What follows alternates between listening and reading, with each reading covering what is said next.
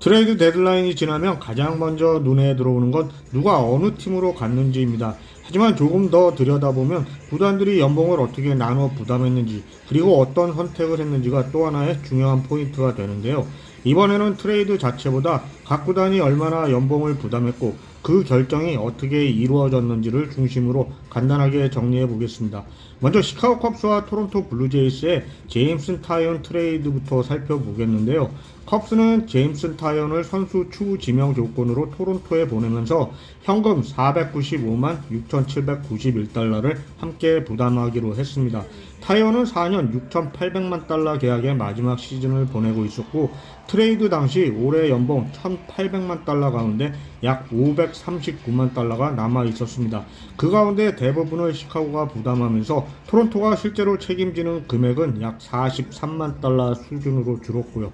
또 하나 눈에 띄는 부분은 지급 방식인데요. 컵스는 이 금액을 한 번에 보내는 것이 아니라 8월 14일과 28일, 9월 11일에 각각 123만 9,197달러를 지급하고 9월 25일에는 123만 9,200달러를 지급하기로 했습니다.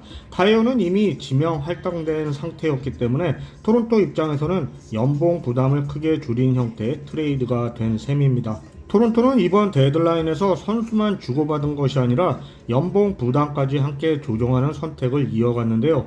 계약 구조를 살펴보면 구단이 어떤 방향으로 움직였는지도 자연스럽게 드러납니다.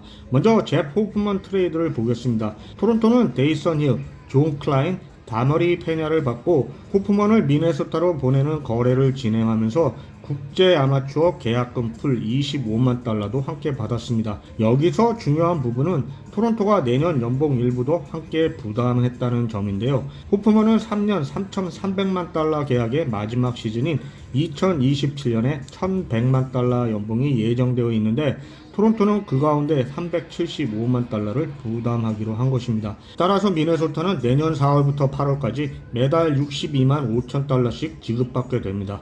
올해 남아있던 연봉도 살펴보면 호프먼은 323만 5,294달러가 남아있었고 이 부분은 미네소타가 그대로 떠안게 되었고요.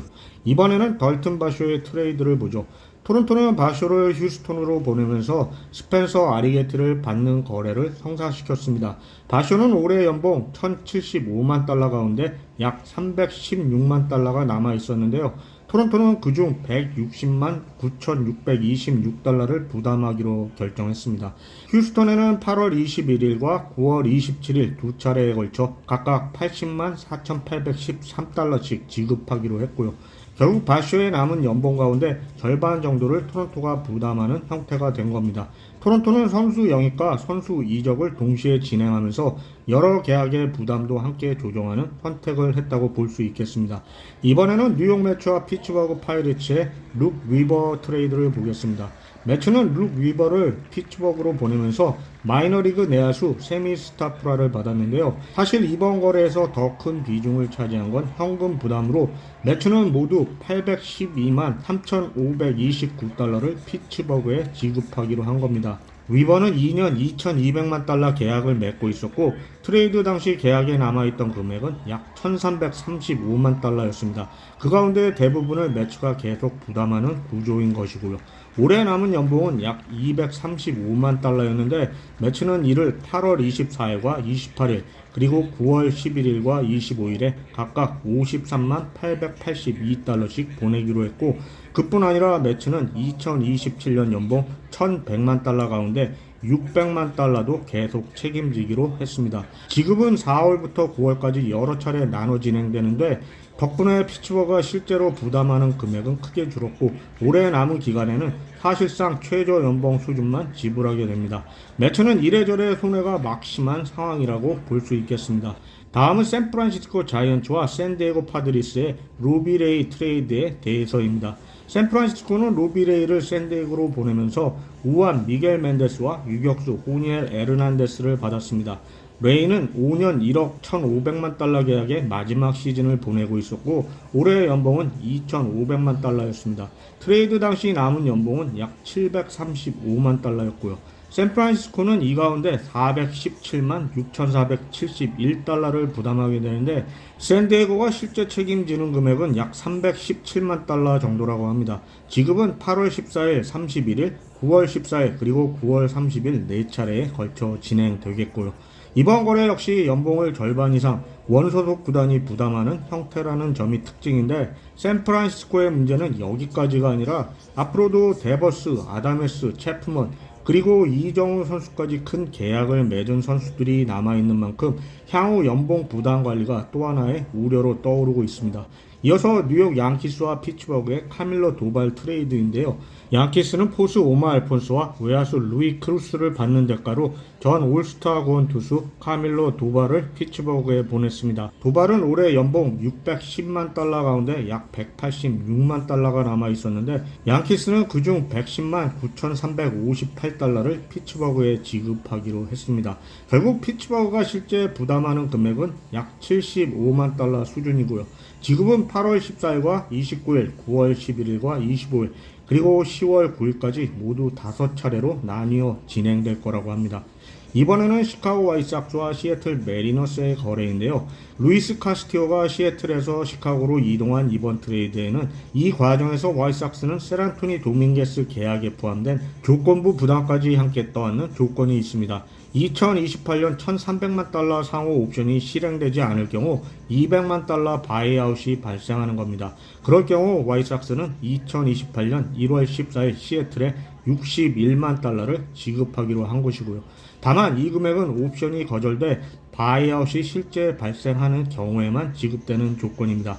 도밍게스는 올해 700만 달러 연봉을 받고 있었고 트레이드 당시 약 213만 달러가 남아 있었습니다. 이번 거래에서 시애틀은 보스턴 스미스와 외야수 놀런 존스도 함께 받았습니다. 이번 트레이드 마감일 가장 큰 관심을 받았던 애들리 러치먼의 보스턴행 트레이드에 포스 제이크 로저스도 함께 포함됐다고 하는데요. 벌티모어는 로저스와 함께 66만 7,647달러를 보스턴에 지급하기로 했습니다.